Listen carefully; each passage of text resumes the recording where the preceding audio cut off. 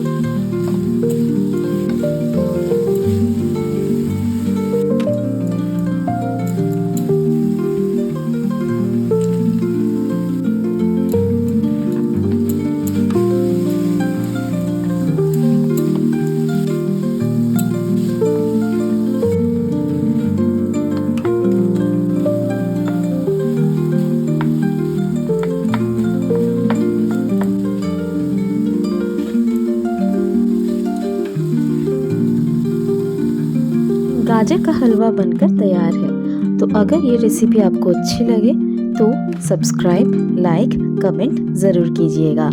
Thank you for watching.